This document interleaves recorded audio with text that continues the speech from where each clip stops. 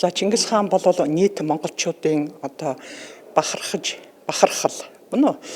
Тэгээд Монголын эзэнт гүрэн болвол Монголын түүхийн одоо хөгжлийн хамгийн оргил үе байсан.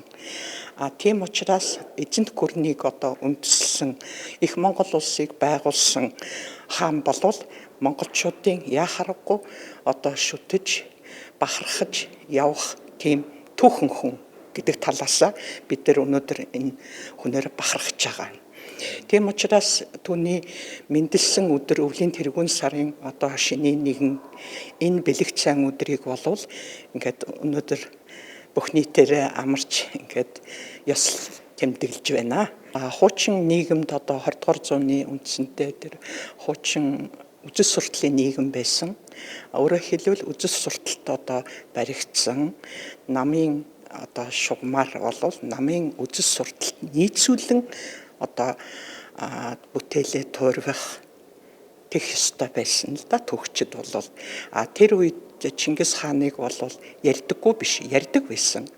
Манай түүх усаатны зүүн хүрээлэнгээс болвол тухайн үед гарч ирсэн бүгд найрамдах Монгол ард улсын түүхэд болвол Чингис хаан, Монголын эзэнт гүрэн, их Монгол улсын түүх болвол байдаг.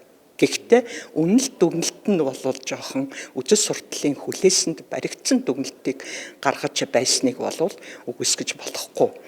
Харин тэр үед болвол харийн одоо улсынхан Монголын эзэнт гүрний бүрэлдэхүүнд эзлэгдэн орсон ард түмний түүхчид болохоор түүнийг болвол монголчуудын байлдан дагуул болвол түүхийнх нь хамгийн эмгэнэлтэй үе байсан.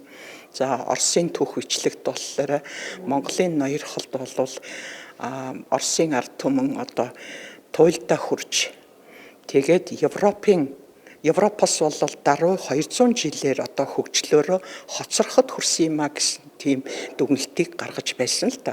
Өөрөөр хэлбэл өөрийнх нь хөгжлийн уналтын үеийг болвол монголчууд руу ер нь бухсан хэрэгэлдэ тэр болвол